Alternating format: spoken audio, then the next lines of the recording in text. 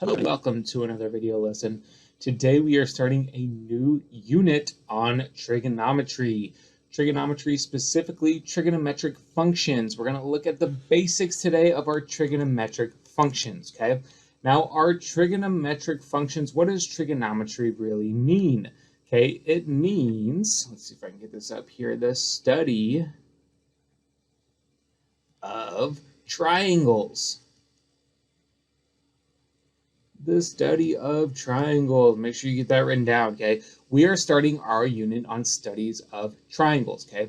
This, I kid you not, is one of the most hated, yet one of the most, if not the most important unit that you will take as far as your math courses go, all right? If you understand your trigonometric functions, you will be able to use this when we move on to polar coordinates. You will be able to use this when we move on to vectors. You will be able to use this when we move on to calculus. Doesn't matter the topic, if you understand trig, it's going to benefit you in so many ways, okay? This is a reoccurring topic that you just need to understand, especially as your math courses move on, okay?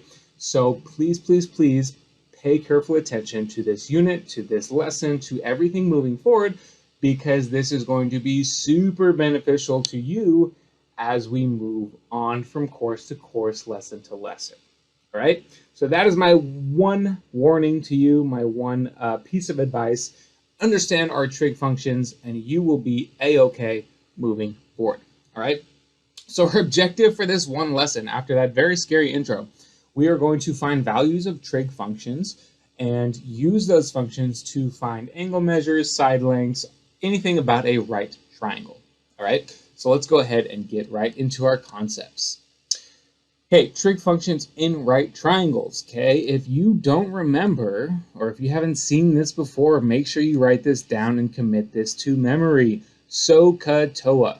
SOHCAHTOA, this is how you say it up here. SOHCAHTOA. SOHCAHTOA, all right? SOHCAHTOA is a way to remember our trig functions here. So we have sine, okay? It's spelled S-I-N-E, so sine theta. If this is our triangle that we have here, and this is our angle theta, okay? Sine theta is a relationship of the legs within our right triangle. Same with toa, okay, cosine and tangent, all right? Sine is the relationship of the opposite leg. So if this is my theta, okay, angle theta, then the opposite leg would be A right here, okay? Opposite leg would be A, and my hypotenuse, hopefully you remember, would be C, okay? So sine theta, if this is theta right here, would be A over C. And we also have cosine, okay? Cosine, spelled like this, would be abbreviated or written as cos theta. Okay, so cosine theta is the relationship of the adjacent leg over the hypotenuse. Okay, so if this is my angle theta, the adjacent leg is the leg that is touching my angle. Okay, so if this is my angle, my opposite leg is the one that's not touching it. So whatever is opposite my triangle, we can see how A is opposite, and my adjacent leg is going to be the one that is touching theta, okay? Touching theta would be B in this instance, and again, my hypotenuse would be C here, okay? So we got leg, leg, hypotenuse here. Hopefully you remember that from previous lessons with right triangles. Now we also have TOA, which would be tangent theta. Tangent theta is going to be opposite over adjacent. Opposite in this case being A, adjacent in this case being B. Okay, so our three trig functions again would be sine theta would equal opposite A over hypotenuse C. Cosine theta would be B over C, that's adjacent over hypotenuse. And tangent theta would be A over B, opposite over adjacent. Again, whatever leg is opposite of my angle, that is going to be what you should think of as the opposite leg, and whichever one is touching that angle, in this case it's B, that is going to be the adjacent leg. Okay, and then my hypotenuse is the same for each one. That would be the leg, I guess you could say, that is opposite of the right angle. Okay, the right angle being the 90-degree angle. Okay, we would call this uppercase C, or capital C. This would be the right angle, which means that the hypotenuse would be this leg C, okay, or this side C. All right, so those are our basic trig functions in a right triangle. Those are the basic three. However, we have three more that are our reciprocal trig functions. Okay, so still looking at the same triangle, we have theta, we have A, B, and C. Now we have what's called our cosecant. Okay, cosecant is going to be 1 over the sine of theta. Now it's a little bit non-intuitive because you would think cosecant, cosine. Okay, it's a little bit the opposite of what you might think. So cosecant theta is going to be equal to 1 over sine of theta. Now sine of theta was opposite over hypotenuse, right? So 1 over that is just the reciprocal. That's why we call this reciprocal trig functions. So instead of opposite over hypotenuse, we have hypotenuse over opposite. Okay, so in this case, that would be C over A. All right, now for secant theta, that's going to be, again, a little bit counterintuitive. We have 1 over cosine theta, right? So if cosine theta was adjacent over hypotenuse, then 1 over cosine theta would be hypotenuse over adjacent. This is going along with the idea that if I have a fraction within a fraction, we can think of that as multiplying by the reciprocal of the denominator, right? So if I have 1 times the reciprocal of, or 1 times cosine theta, the reciprocal of that, then we would have hypotenuse over adjacent, okay? So that is how we get these reciprocal trig functions. And last one here, we have cotangent theta. That's going to be 1 over tangent theta. And again, tangent theta is opposite over adjacent. So 1 over tangent theta would be adjacent over opposite. All right.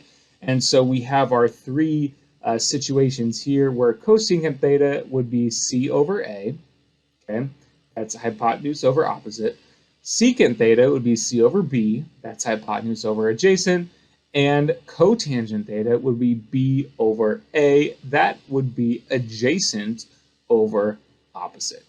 Okay, so those are our reciprocal trig functions. Make sure you write those down. Start committing those to memory because they're very important.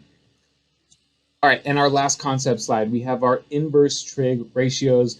I tilted it a little bit just to show you that it really doesn't matter the orientation of our right triangle, guys. It does not matter at all. The orientation of the triangle does not matter.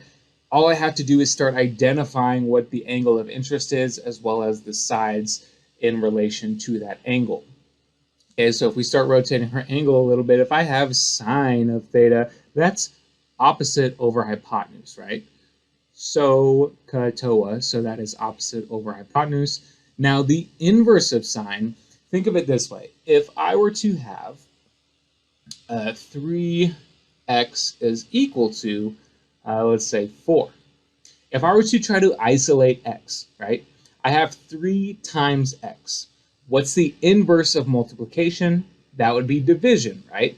So I would then divide by 3 on both sides, okay? The inverse of multiplication is division, so those would cancel each other out, and that would give me x is equal to 4 over 3, right?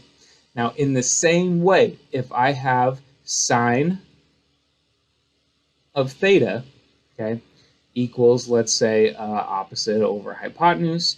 If I take the inverse sine, okay, because this is the inverse, and we write it like this, it kind of looks like sine to the -1 power, but it's not. It is the inverse sine, okay? We call that inverse sine. So I would take the inverse sine of both sides. Now, my sine and my inverse sine would cancel each other out. And what am I left with? whatever is my angle here, okay? So theta would equal inverse sine of opposite over hypotenuse, okay? So when I think about inverse trig ratios, I'm thinking about solving for an angle. Solving for an angle. So here I would have sine equals opposite over hypotenuse. So if I wanted to solve for theta, I would take the inverse sine of both sides, and the inverse sine of opposite over hypotenuse is going to equal my angle theta, okay? Likewise, if I have cosine theta equals opposite or equals adjacent over hypotenuse, if I wanted to solve for theta, I would take the inverse cosine of both sides, and I would get cosine, inverse cosine of adjacent over hypotenuse is equal to my angle theta. And one more time, if I have tangent theta is equal to opposite over adjacent, take the inverse tangent of both sides now, and I get inverse tangent of opposite over adjacent is equal to theta.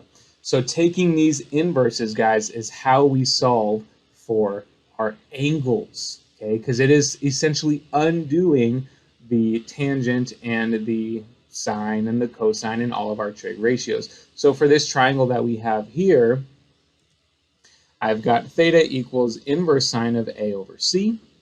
I've got theta equals inverse cosine of B over C.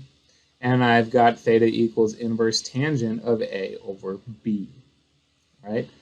So we're just following along with those trig functions, taking the inverse of those, and we'll see how we can kind of use those to actually solve for theta in our examples, okay? First example here, we're going to find the 6 trig functions for angle beta, okay? So beta, this is going to be angle beta. Alpha looks like this, alpha, theta, and there's a few others. These are going to be our 3 most used, okay?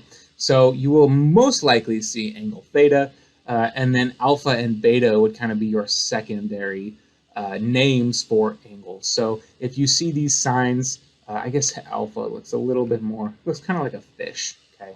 Alpha, looks something like that, okay? That's alpha, beta, and theta. All right, so if you see those or if you see one of these words, understand that this is the angle that you're looking for in comparison to each word. Okay, so sine of beta is going to be opposite over hypotenuse. What is the opposite of beta? Now notice I have angle theta also marked. I don't care about this at all. I just care about this angle right here, angle beta. All right, so now what is the opposite of this angle beta? That's going to be this leg right here, 15. Now what is the hypotenuse? That is going to be the opposite leg of this right angle right here, which is going to be our 17 right here. So sine of beta is equal to 15 over 17. Okay. Now cosine beta is going to be adjacent over hypotenuse. Adjacent is going to be the leg that is touching angle beta. Okay, the leg that is touching angle beta, that is not the hypotenuse. So that's going to be 8 over my hypotenuse, which again is 17. Now tangent of beta is opposite over adjacent. So we said opposite is 15, adjacent is 8. So tangent of beta is going to be 15 over 8. Okay, we're just looking at the relationship of sides with these sine, cosine, and tangents, as well as cosecant, secants, and cotangents. So let's take a look at cosecant of beta. That is just 1 over sine of beta. That is the reciprocal of sine. Okay, so if sine beta was 15 over 17, then the reciprocal of that, we're just flipping those, right? So that's going to be 17 over 15. That is hypotenuse over opposite, okay? Likewise, if I have secant beta, that's 1 over cosine beta. So if cosine beta was 8 over 17, then secant beta is going to be 17 over 8. Okay, so we're just taking our original 3 trig functions and we are taking the reciprocal while we are flipping those, all right?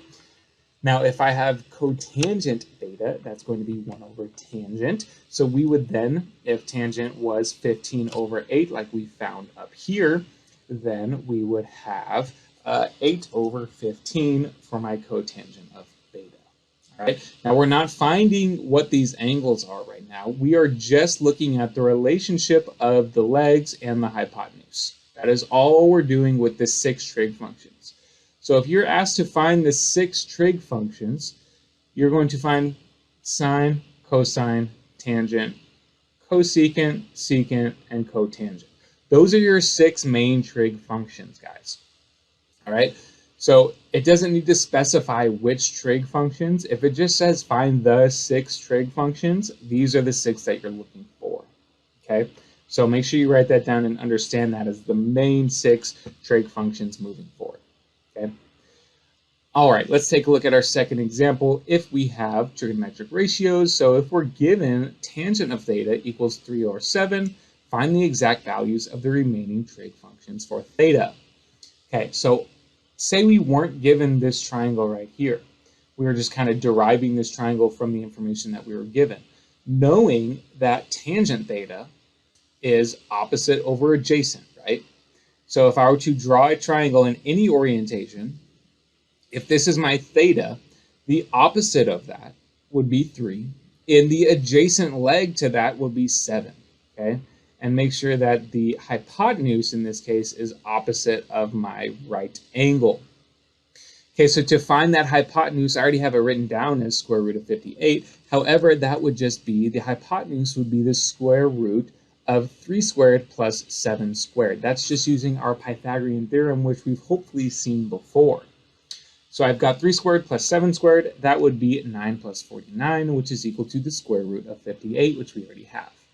So we're going to find the remaining trig functions for theta. So sine theta is equal to opposite over hypotenuse. So that's going to be 3 over root 58. Now we want to make sure we rationalize all of our fractions. Okay, so I'm going to rationalize this by multiplying by root 58 over root 58.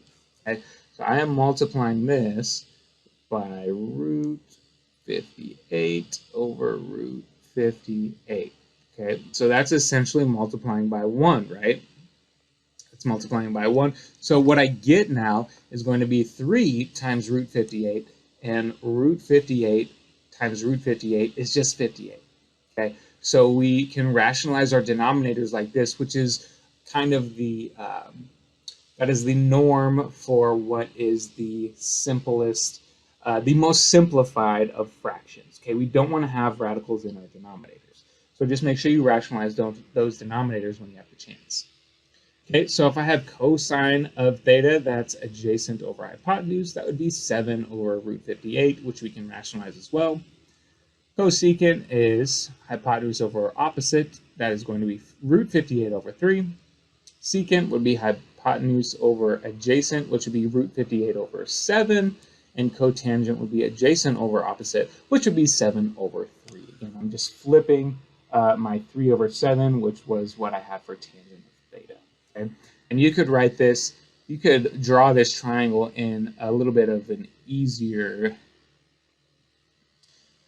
orientation. Okay, I just drew it like this so you guys could see it doesn't matter the orientation of the triangle at all. The ratios still stay the same. All right.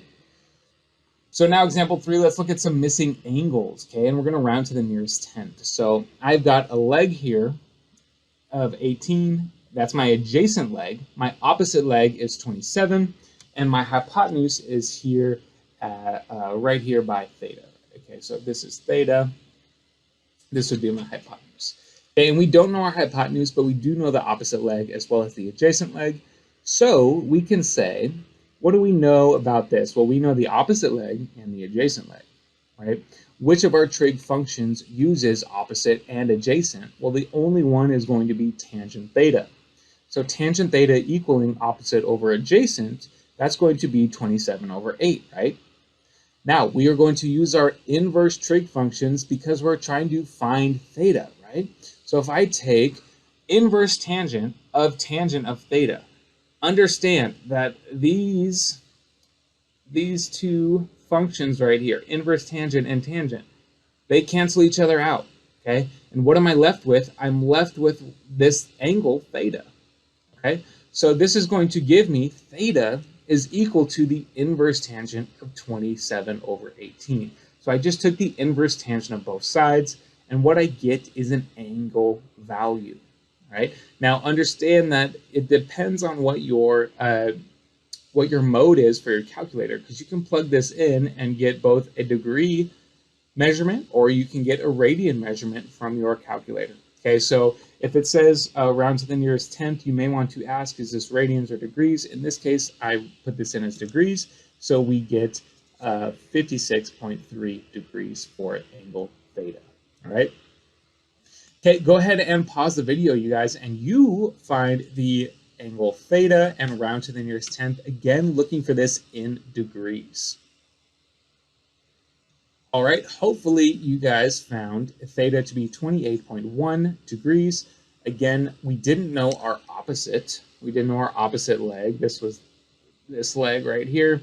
Opposite we didn't know, but we did know the adjacent leg and our hypotenuse. So we went ahead and used cosine of theta and then took the inverse cosine of both sides, and we found that theta was 28.1 degrees.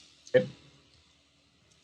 All right, our last example, we're going to look at an application. We have a ramp for unloading a moving truck, and that ramp has an angle of elevation of 35 degrees. If it doesn't give you any more information, guys, assume that it is 35 degrees from the horizontal, meaning if this is my horizontal ground, pretend this is like our x-axis here, then our 35 degrees would be going positive 35, okay? You have to make assumptions in these cases if it doesn't give you any more information. So if it doesn't tell me which direction, positive or negative, you have to assume that you have a positive 35 degrees like this, okay? If the top of the ramp is 4 feet from the ground, estimate the length of the ramp. So if you didn't know this about me, guys, I'm actually a world-class artist. And so don't feel bad if your sketches aren't as good as mine. Mine are very, very good sketches. And you will see that with this sketch of our ramp right here. Wow, what an amazing sketch of a moving truck. Thinking about putting this one in a museum, but not sure. Still trying to work out the contract details with my agent. But this is what our sketch looks like. Okay, we have 35 degrees as the angle of our ramp. We have 3 feet being, we're going to go ahead and draw another sketch of our triangle, our right triangle here. I'm thinking if this is my ramp right here, and this right here is where the ramp meets the moving truck, okay, then this would be our right triangle that we would want to draw. Okay, so it says the top of the ramp is 4 feet from the ground, so this is this 4 feet right here, and we don't know the length of the ramp, okay, but that's okay. We do know the angle of the ramp and the height of the ramp. That's all we need. So in this case, we have opposite leg and we have the hypotenuse, okay. Well, what uses opposite and hypotenuse? Remember, SOHCAHTOA right there, okay? So sine uses opposite over hypotenuse, right? So I would say sine 35 equals 4 over L. Now, in this case, we want to solve for the length of the ramp, right? We don't know that, so we're going to solve for L. So in order to do that, I would multiply both sides by L and divide both sides by sine of 35. You see that sine 35 would cancel out, and my L's would cancel out. So I'd be left with my length is equal to 4 over sine 35 degrees. Make sure, guys, that your calculator is in the right mode. Okay, I want to make sure that my calculator is in degrees in this case, because in the context of this problem, it gives me an angle in degrees. Okay, so I want to make sure I'm in degrees. I would type in 4 over sine 35, and that would give me a length of 6.97 feet. So that is it, guys. That's all I have for you this lesson. Again, if you don't understand that, make sure you rewatch this video a couple times, because this, again, is one of the most important concepts, one of the most important units that we will go over in math. Okay, so make sure you understand these trig functions, and good luck with your practice.